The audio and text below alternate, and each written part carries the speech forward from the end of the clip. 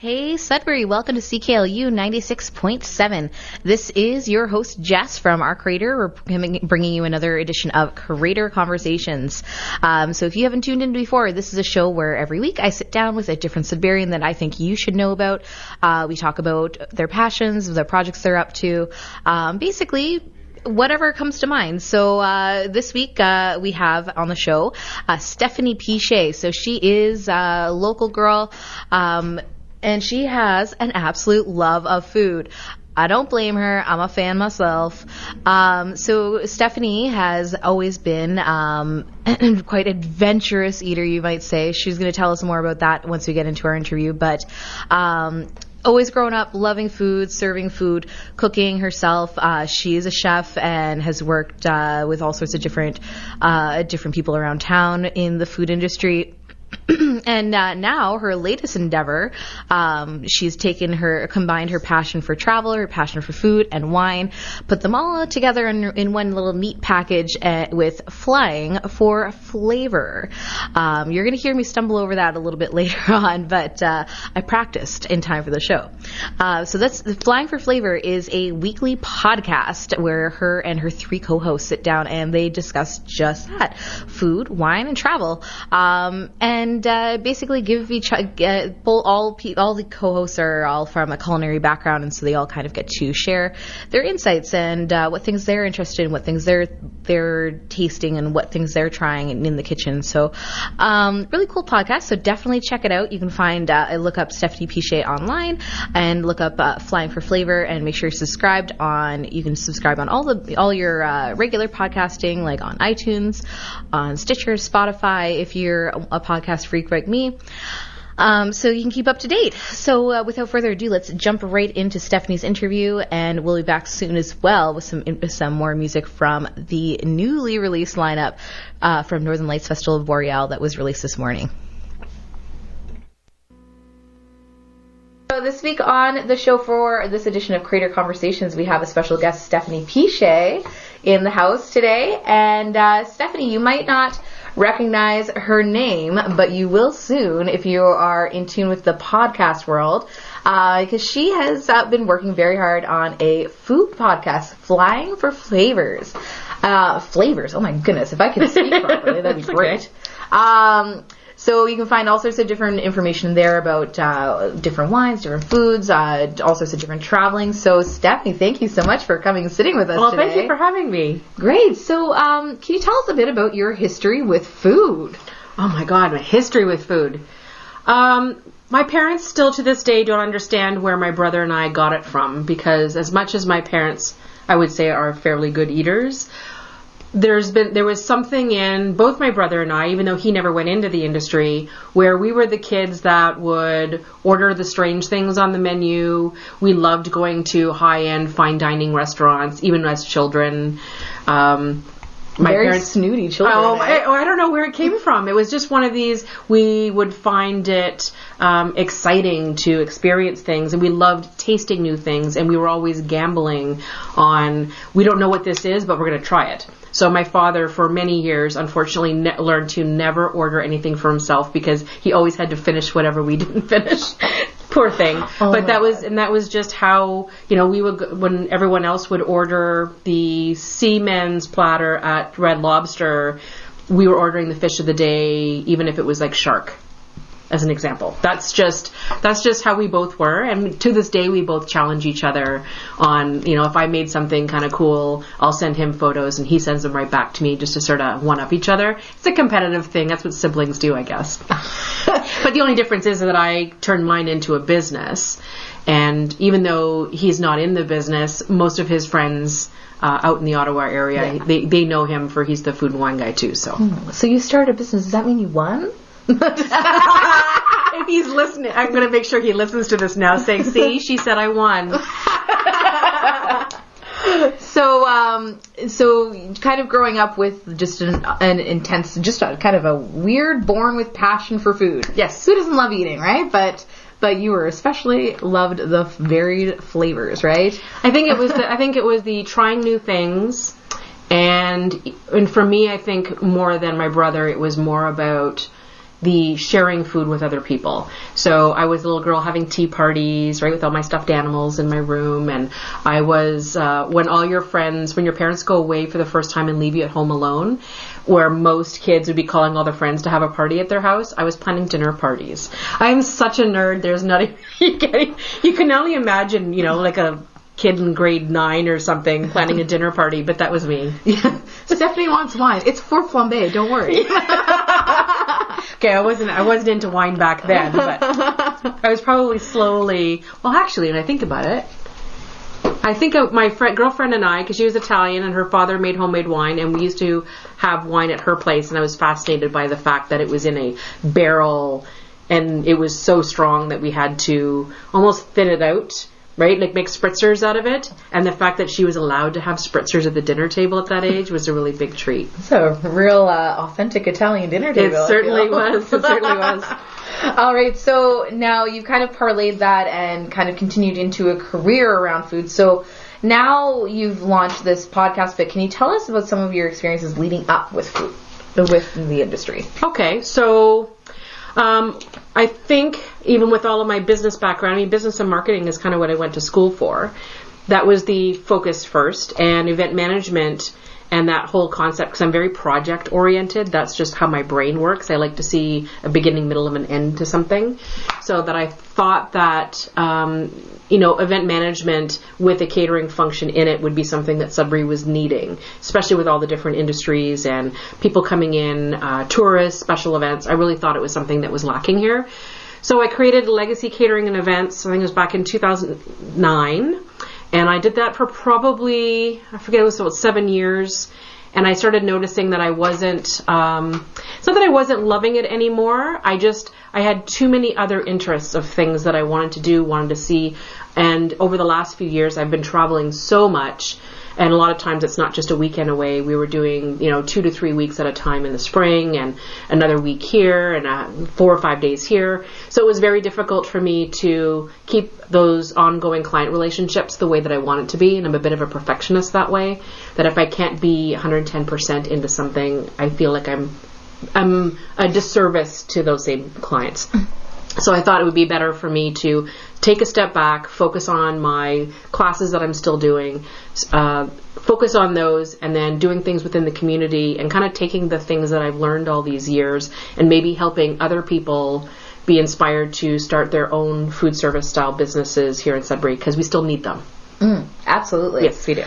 So obviously you love traveling, so making something like a podcast where you can talk about all the different food adventures that you've been going on is like a great fit. So can you tell us more about flying for favor for I know I made it an alliteration for a reason. First of all, you won't forget it, especially once you practice and you get it down. Flying for flavor. Flying for flavor. I wanted to be able to teach and spread information to more than just the people who are coming to my classes. So there's a lot of people that are maybe intimidated or don't have the funds to come to a class. I love the idea of podcasting. I was a podcast listener long before I decided to tackle one of my own. And it was basically last summer. It was Sunday morning, kind of making some notes, and I thought, I'm going to give it a whirl. Set myself a date, told some key people, asked some people to help me with promotions, kind of getting the setup started, initial interviews, etc.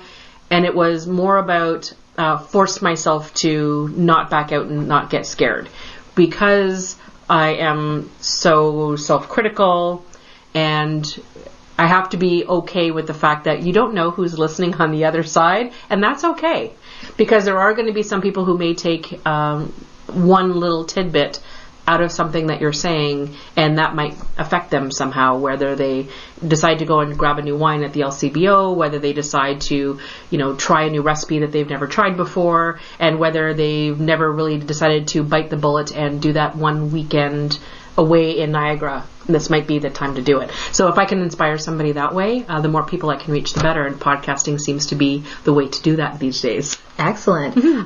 So what kind of topics do your episodes of the podcast typically cover? Food, drinks, and travel. When I first started, it was just me. That was late last fall. And I noticed that it's not as exciting talking to yourself. Especially when you're talking about something that's so social and fun as food, drinks, travel, etc. And just around the Christmas holidays, I reached out to friends of mine who all had different experiences and different talents that I thought would kind of be a great fit, that we all have something that we specialize in. And then we all kind of a little bit knew each other, and I thought would be a great fit as a group. So now we have co-hosts, which is fun, starting January. And they each bring their own little flavor, pardon the pun, to the show, which I think is a little bit more interesting. So as opposed to it being more of a standard, just me talking, relaying information now, it's kind of like we put a microphone in the middle of a kitchen table where we're sitting around just catching up over the week over a bottle of wine. And that's the atmosphere, and that's a little bit more relaxed conversation style of podcast that I really wanted to create in the first place. Mm-hmm. But having a conversation with yourself is not as much fun. So we cover everything from, this week, actually I just taped it earlier, which will be coming this Saturday, is all about reducing food waste, because I was at a symposium for foodrescue.ca a couple weeks ago for their official launch. Mm-hmm. And I'm got my toes in a lot of little things here in the community, so as I see things that I think would be informative to the listeners, I'll share it. I do spend a lot of time traveling and going to wine shows and professional tastings. So if there's new wine releases or something that I want to feature, I'll mention it. We will talk about foods and recipes. We had the Easter show, for example, was all about talking about Easter family dinner traditions and why some families do one thing over the other. And I think we had 9 recipes that are all our co-hosts shared that episode. So that was a lot of fun. But yeah, and then we're starting to do a little bit of off-site. Now that it's a group, we want to get out of the studio once in a while. So we were at the Sportsman Show last weekend at the Garst Arena. We were at Hard Rock 42 we were doing a beer show. So we thought we might as well go where the beer is. So yeah, might as well. So yeah, we actually just brought our mics and everything else and parked our butts and ordered beer and chatted with Dave, one of the owners, and we brought in Rob from Stack, and yeah, so it was a fun time. Nice. Yeah, we're pretty easy to get along with if you just put drinks in front of us. Most people are, I find. So now, going back to all your traveling, mm-hmm. Are there any destinations that you've traveled to that are highlights that you would recommend to any foodies that are looking to make a little getaway that they should check out? For a short-term getaway, if you haven't been, and one of my favorite cities in North America, of course, is New York City. Now that Porter flies there from Sudbury mm-hmm. With a quick little plane change in Toronto, there's no excuse not to go for a couple of days. You do end up landing in New Jersey going through Porter, but I'm starting to detail a lot of the costs and things on my website so that people are interested, so they're not panicked about what to do when they get there.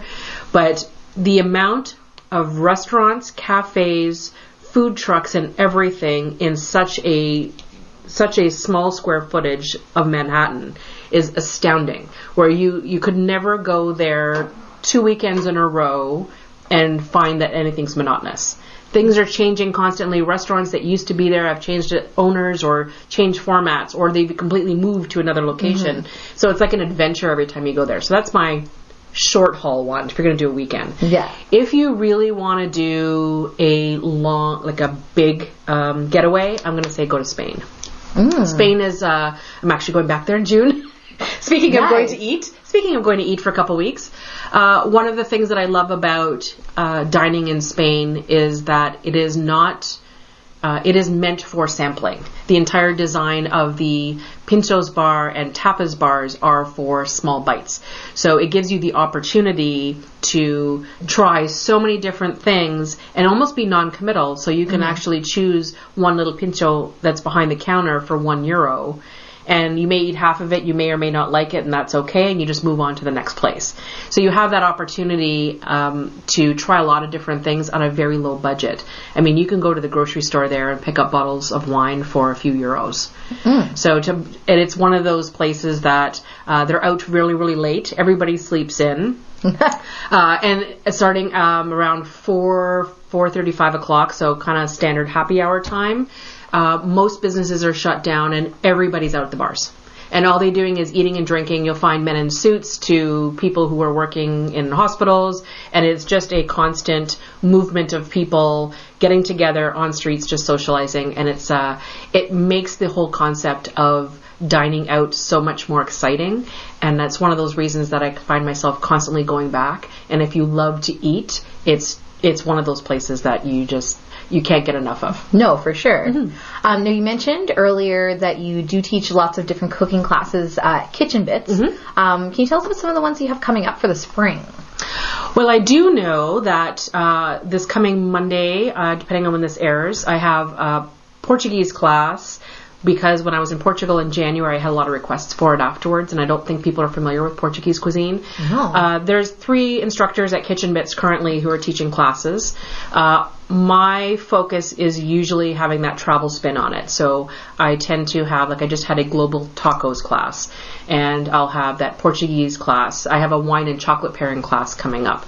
I have, I'm trying to think of some of the other ones that are coming up for the spring, but they're usually... I like to focus them on a particular cuisine of a country that might introduce you to a new style of recipe that you're not used to, or as opposed to ingredient focused, which I think is not always the same, right? Yeah. I can't quite think of them offhand, actually. I have too many classes. Too much going on here. Well, and then the classes, that's the other thing, is that we always close down classes for July and August every summer. We used to run throughout the summer, and everyone starts canceling when the weather gets better. And depending on how this winter seems to drag on, I'm assuming the spring's going to be similar. But yeah. But there's always a class, not just myself, but the other instructors that are there. There's been classes running at Kitchen Bits for, we think, about 10 or 11 years now, and it stuns us all the time about how many people still don't know that they're available. Yeah. So you don't have to go to a culinary school if you just want a night out with some friends. If you want to just learn for new yourself. skills, expand your horizons. Absolutely. Learn something else. Yeah, and you get fed. I mean, really, I've never let anyone go home hungry yet, and I'm not going to start today. That's right.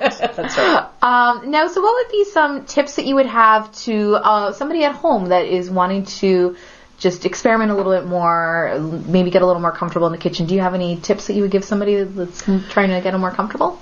If they're not really familiar with it, I would try to experiment a little bit with, I'm a big fan of spices, where that can really change the flavor of something that's very basic. So a chicken breast, I think I actually taught an entire class around this concept, where if you take that one chicken breast, depending on a flavor combination of spices or flavors that you give that one particular chicken breast, you can nod to a particular country. So oregano, garlic, lemon, Greek. Right? You can do garlic, rosemary, and then maybe a touch of chili flakes, and that's like Italy. And then for the same idea, so you can kind of pull different spices and herbs and basically take what you normally would make, and even something as simple as you may have like a baked pasta recipe that you're always doing, but you want to switch it up a little bit. Well, switch up that mozzarella and put some feta in it. And then bake it that way, right? It's Greek. Yeah, exactly. Some feta and some olives or something in it. Because sometimes it's just a matter of you're scared to dive headfirst into a Thai curry. It's understandable, but by just adding in or switching out one little thing. So I like to suggest that if for those of you who are scared of curries, if you love egg salad. An egg salad sandwich in the mixture, adding a touch of curry powder to it is phenomenal. So for the same reason that I put it in an egg salad sandwich to mix it up a little bit, even in deviled eggs as a change up to putting a little curry in it. And it also kind of just gets you a little more comfortable or familiar with the tastes and how they would play into other food, and tasting the curry in an egg salad sandwich, and then you maybe would have a better idea of what that would taste good in too. Yeah, it's almost like baby steps, right? And especially if you're having to cook for a family, you may be worried that, the kids aren't going to like this, or my husband's not going to like this, or vice versa, because there are men who are doing all the cooking now. But it's surprising how that one little change might just wake up a taste bud and say, I didn't realize that I like that. And I even know myself, there were certain things that I never ate as a child. Actually, there wasn't too many things. Who am I kidding? There's probably maybe liver. I wasn't a huge fan of peas. I can't get enough of them now. There's certain vegetables that was they're okay. Well, and your palate changes over time. It does, but now I can't really think of anything that I wouldn't eat. And it's mostly because I've been exposed to it. And that's one of the things that I think that the more often you're trying something different, the more options open up for you. And grocery shopping all of a sudden is a whole lot different. Way more exciting. Perfect. So we're going to cut to some music here. We'll be back very shortly again. We're going to talk to more with Stephanie, get some of her recommendations for selecting the perfect bottle of wine. Hey there, Sudbury. Welcome back to CKLU 96.7. This is your host, Jess, from Creator Conversations. This hour, we've been speaking with Stephanie Piche, and she is the host of Flying for Flavor, which is a local food, wine, and travel podcast with her and her three co-hosts. They discuss they discussed just that, food, wine, and travel. Today, the Northern Lights Festival announced the rest of its lineup, and if you haven't heard yet, get ready. So coming July 5th to the 8th, headliners for Thursday is Arkells. Thursday night is Lisa LeBlanc. On Saturday night, there is Always, and on Sunday night is Bill and Joel Plaskett. So Arkells, I think everybody is jumping out of their skin about that one, so that's pretty exciting. I can't wait to see them as well. So we're going to go into music here before we finish up with Stephanie. So we're going to play two songs from the Northern Lights Festival lineup. So we're going to play a song by Arkells as well as a song by Bill Plaskett and Bill and Joel Plaskett. So the first up there is People's Champ, then Blank Check. I got to give you an explicit warning on the first one. We're going to play the Arkells song first, and that one does have an explicit label, so turn the channel if you need to. Thanks for tuning in to Creator Conversations presented by Our Creator. We can't play the music right here, but check out below for the link to this week's playlist, as well as all the links you need for this week's guest. Make sure you're subscribed to Our Creator on all your feeds. Look us up on Facebook, Instagram, and Twitter, all under Our Creator, and use the hashtag Our Creator to be featured. We are back again for our second half of Creator Conversations. This week, our guest has been Stephanie Piche of Flying for Flavor. I got it right this time. So Stephanie is going to give us some information here for all of you amateur winos, or maybe professional. Maybe you're a professional. You never know. That's right. I consider myself a professional wino. That are maybe looking for, are confused about some tips about how to pick out the perfect bottle of wine. Stephanie's going to bring us all through that. Yeah, see, I don't like the term perfect bottle of wine because there's no perfect for any particular person. I think that's one of the reasons that people are afraid of buying something new. I know there's a couple ladies that I know that always joke around, like once they find a wine that they like, it's very difficult to get them to switch to something else. And it's more out of fear that they're going to try the wrong thing. They're not sure what to get. Once they find one they like, they kind of stick to it. But then the problem becomes you're going to someone's house, you need to bring a bottle, right? You can't always force your favorite on everybody else. No. Well, you could try, but not everyone may like that Pinot Grigio as much as you do, right? So I'm going to give you, these are some of the tips and stuff that I actually do in most of my classes. It's kind of generic. They're little things that people may not think about. So I'll kind of refer to the LCBO quite a bit because, of course, here in Ontario, that's where we shop primarily. So one of the things people may not realize, they always have those two sections. They have the vintages right at the back, which is all the kind of special release wines that have been aged and only released in certain times.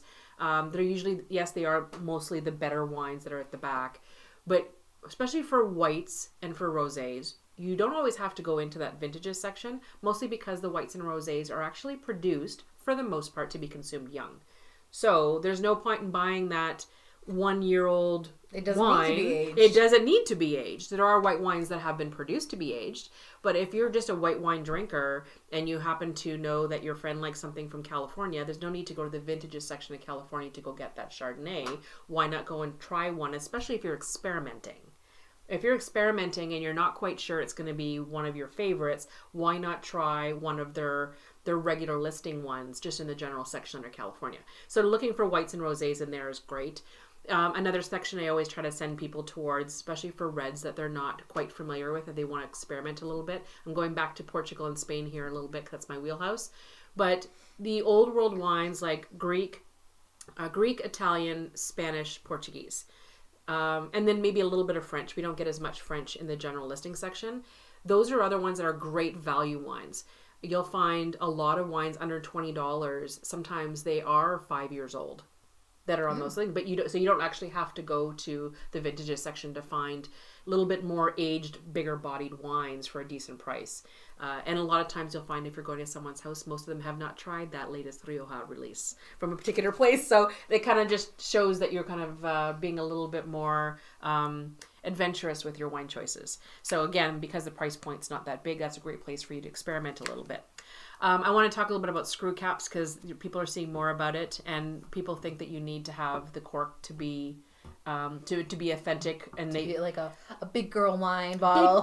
Big girl wine, right? But one of the things is that most countries now, majority of them are producing their wines in bottles with screw caps.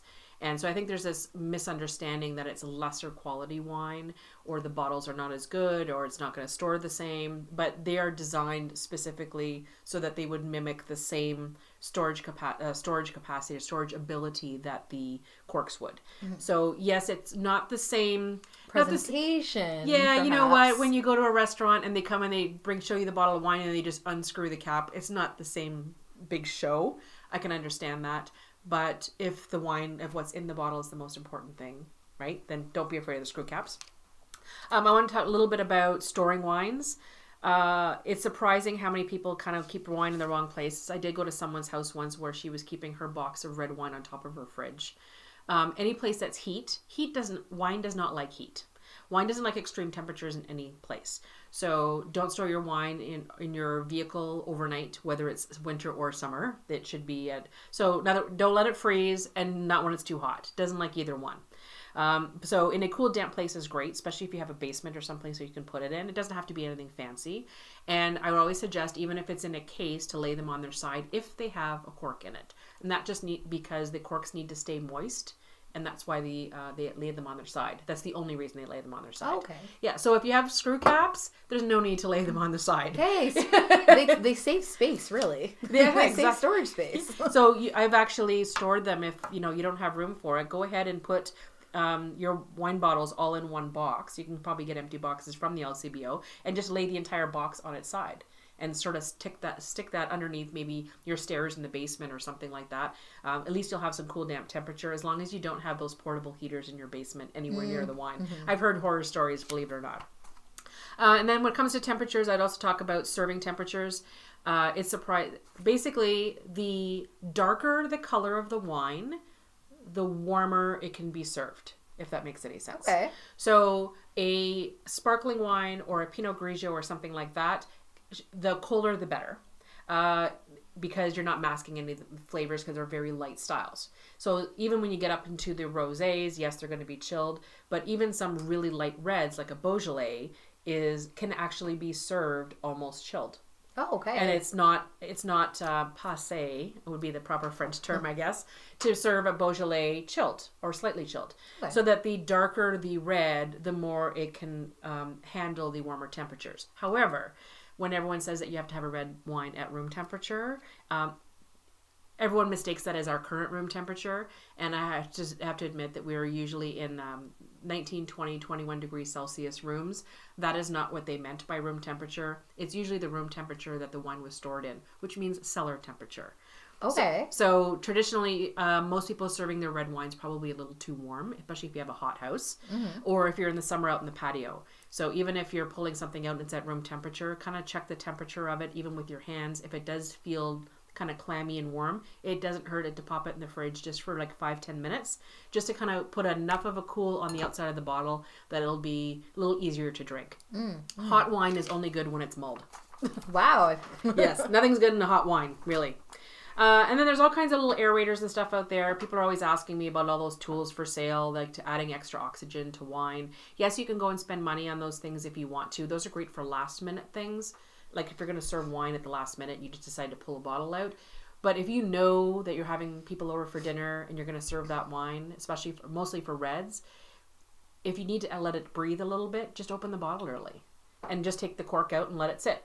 Yeah. And it'll do it all by itself, and you don't need the fancy aerators for it. Or if you want to spend the money on a decanter, which is those glass bottles or whatever, that will just allow more oxygen to reach the wine. You would only do those on wines that at the LCBO, they have those, especially in the vintages section, they have those little cards and you'll see little symbols of wine bottles on them. Okay. If they're laying flat, if the bottle symbol is laying flat down, that means it needs to be cellared. Okay. So you shouldn't be consuming it right away. If the wine bottle's on a 45-degree angle, that means that you could put it in the cellar or you could drink it now. It's completely up to you. And if the wine bottle symbol is standing straight up, that means they want you to drink it now. So those are the little symbols from the producer. It would be really handy if the entire store had those little cards, but for the vintages section, they do. So if you end up buying one of those wines in the vintages section that is not with the symbol that's bottle upright, that usually means it's going to need more oxygen to age quicker so that it's where the wine producer wants it to be. So then I would suggest either decanting it, opening it for most of the day before serving it, just so that you can make sure it's all the flavors are where they're supposed to be. And I think the last thing would be about just for ordering. People always think that you only have to get things in the store at the LCBO. There's a lot of wine producers here in Ontario that aren't listed at the LCBO, and you can order directly from their website. I do that every once in a while, especially if I know that I've gone to a particular winery. I actually take little cards that they have for the wines that I liked, or I make a few notes. And this time, every once in a while, they have specials on, especially if you sign up for their newsletter. You can get shipping specials, 2-for-1 specials that you probably wouldn't get if you're at the LCBO. No. And so you can actually get, and you don't have to order whole case lots. So you can order 1 bottle, 2 bottles, 2 of these, 1 of these, and they'll ship directly to your house. Nice. Yeah, so you don't even have to leave your house to go get wine nowadays. Wow. Yeah, and now that the LCBO is actually doing these ordering, you can actually order directly from the website and either ship it to your house or ship it to the nearest LCBO. Oh, really? Yes. I didn't know that. It's a brand new thing. You gotta get the app. You gotta get on the app. The app is handy. And so now, your podcast, Flying with Flavors. Can you tell our listeners where they can track that down, where they can check out them in the episodes? Yes. Well, it's really easy. They're always available on Apple Podcasts, of course, or you can look for us on Stitcher Radio, especially if you are not on an Apple product for a mobile device. I know Samsung is one of the few things, or if you happen to be a big Spotify fan, there's a lot of them out there. We're on Spotify as well. And if none of those platforms are your thing and you're not really into mobile devices or don't want to be downloading things on your mobile device, any desktop situation, you can actually just go directly to the flyingforflavor.ca website, and there's built-in players on every single episode page. You got no excuses. There is no excuse anymore not to listen to podcasts. You can basically, if you can't find us, we'll find you somehow. All right, Stephanie, so we're going to go into our Creator Conversations questions. Uh-oh. So these are a few Sudbury-specific questions that we ask all of our guests. And in your case, especially since we've talked so much about food, I would hear, what are a few of your favorite restaurants in the Sudbury area? I knew you were going to ask me that, and I was debating, and are you going to be upset with me if I say I don't want to say? Partly because I run a little Sudbury Secret Foodies group on Facebook. Okay. Because I know, first of all, a lot of people who work in restaurants in Sudbury have worked for me before, and or are friends of mine. So I would never be completely objective, right? Yeah. So as much as I like to go to some places because I like to go and chat with the staff and just have a drink, sometimes I go to other places because my husband and I like going there for dinner. Other places are my favorite. Like, I have a lot of favorites. Yeah. And so this way that nobody would get upset with me, I actually created the group so that I have 100 secret foodies that are out in Sudbury right now. And they actually go and rate all the restaurants and then send me the information, and then I put it on Facebook. Oh, wow. So you can find Sudbury Secret Foodies. Yeah, just do a little search on Facebook, and then you can keep up. It's a free group to join, and you can kind of keep up every week. Every Thursday, I actually update the list with a new fast food or a new upscale casual place or whatever. They're mostly for that, and every once in a while you'll get somebody who will post that, hey, they heard this new place is opening, and so it's a good place just to sort of talk about restaurants. But yeah, I don't really have a favorite, sorry. So it sounds like it's the Sudbury Secret Foodies, so it sounds like it's a good chance to get an opinion from somebody that isn't necessarily qualified to make an opinion, but just loves food. They just love food. They just want to say what they thought about this place. Correct. So they're sending me the information, and so I'm the only person who who they are.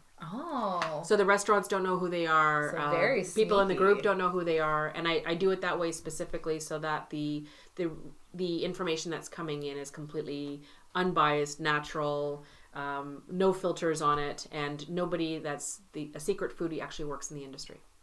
Oh. Because I didn't want people to be biased if they were rating their own place, right? So the summer weather is coming up. There's so many God, fun summer, maybe one day. Maybe one day. So lots of fun summer activities to look forward to. Do you have any highlights of the season that you look forward to? I'm a festival girl. I actually every year put all of the local festivals in my calendar, and I try to make as many as I can. So there's always, and not even just for food specific ones, but there's usually food at every one. Who are we kidding?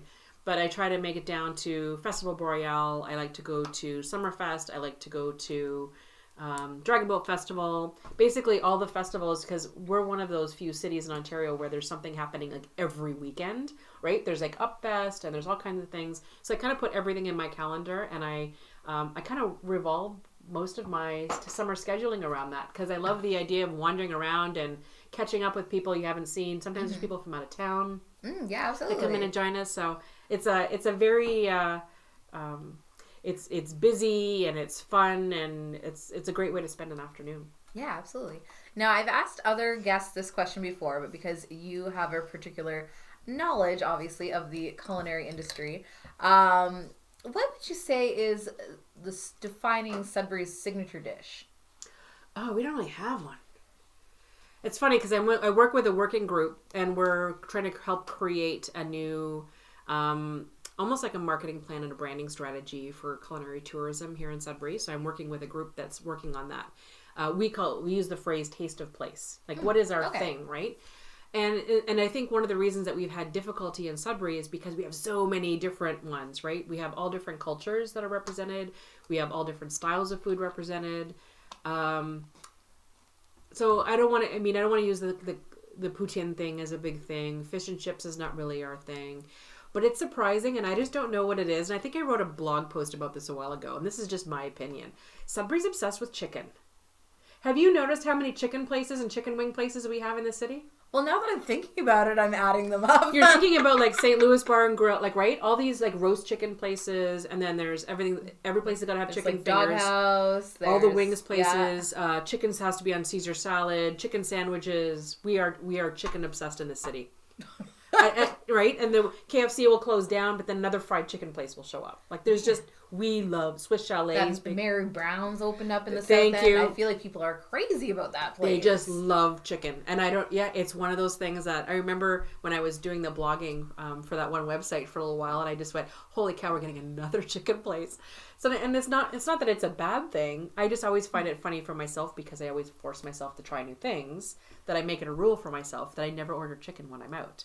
And there's a lot of friends that I know that are that have the same feeling, right? I can make chicken at home. Why would I make chicken when I go out? But Sudbury prefers, or I don't want to say all of Sudbury, but there is still that comfort in having something when you're going out to eat like you would have at home. Mm-hmm. Right? You just don't want to cook for yourself, so you'd still have something. So that's one of the things. Something that's familiar. Yeah. So it's not like, we're not like Chicken Town, but we probably could. We just love our chicken. The chicken is heavily featured. Chicken is heavily featured. You find me a menu in Sudbury that does not have chicken on it. I almost want to challenge someone to find me a menu that does not have chicken on it. Aside from the vegan place, Tuco Tacos doesn't count. Okay. That's fair. That's fair. Oh, man. Okay, so we're going to go into our last segment. So this is our hot jam sandwich. Uh-oh. I know, it's a good one. So this is a chance where you have to give me 2 recommendations of songs that you think that I should play to end out the show. Oh, my goodness.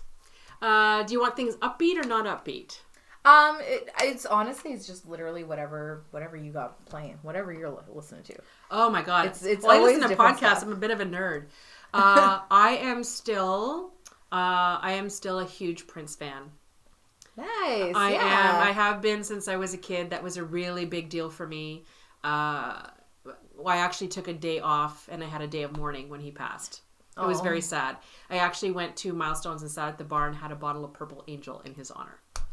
So I'm just thinking Purple Rain would be fantastic. Sort of nod to him. And then I just had another podcast interview by another podcaster not that long ago, and he was asking me about songs that really kind of shaped me in childhood. And one of the songs that that I remember as a kid that kind of made me realize that you don't have to be a girly girl all the time is I love rock and roll, Joan Jett and the Blackhearts. Nice. Okay. How's that for a mix?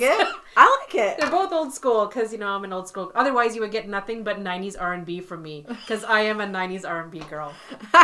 Big hair, big earrings. That was me. The best. Yeah. Okay, well, if I think for mine, I'm going to throw in, because we've been talking so much about podcasts, there's a podcast that I absolutely love called Lady to Lady, and it's three female comedians in LA, and they just sit down and just shoot the for an hour. Oh, perfect. Sounds right up my alley. It's so fun, right? And they have all sorts of different guests on the show, and there was a guest they had on that was a musical guest, and she performed this song, and I, for the life of me, couldn't figure out what episode it had been on, couldn't remember this person's name, whatever. I joined the group for this particular podcast and was like, hey, does anyone remember this song? These are the lyrics that I remember. And 10 minutes later, somebody was like, here's a music video. No. So, yeah. So podcast communities are a great thing, a great place. So this song, now it makes me want to start a community. Yeah. So it's called, I forget what the artist's name, but the song is called Make Out. Oh, so my. It's going to be fun. That's going to be quite the jam. All right. Thanks so much for talking with us, Stephanie. So remember to keep your eye out for updates for Flying for Flavors, and we'll definitely be hearing more from you in the future. Sounds great. Thanks for having me. Thanks for tuning into Creator Conversations presented by Our Creator. We can't play the music right here, but check out below for the link to this week's playlist, as well as all the links you need for this week's guest. Make sure you're subscribed to Our Creator on all your feeds. Look us up on Facebook, Instagram, and Twitter, all under Our Creator, and use the hashtag Our Creator to be featured. Hey, welcome back to CKLU 96.7. Well, I think we could listen to Purple Rain all night, but unfortunately, we've got to shut it down. So this sweet hour, we've talked with Stephanie Piche, so make sure you're subscribed to her on Flying for Flavor. You can sign up for, subscribe for new episodes of her podcast on Stitcher, on Spotify, on iTunes, wherever you find podcasts. Make sure as well that you're signed up on Facebook so you can check out for blog posts and whatnot as well. And check out Kitchen Bits as well. Stephanie teaches quite a few classes there. And you can always, it never hurts to learn something new, right? So as well, make sure you're subscribed to all your feeds for Our Creator. You can find Our Creator on Instagram, on Facebook, on Twitter. We're always posting different things that are going on in the city. As well, you can go direct to the source at ourcreator.com to look out for all sorts of different articles that we post throughout the week.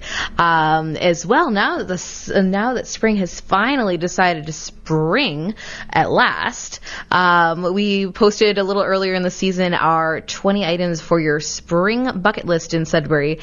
So get checking those off the list now that the weather's a little bit nicer, and enjoy your time outside this weekend. So we're going to go to the commercials right now, and then if you listen for just another minute, we will have 6 degrees on.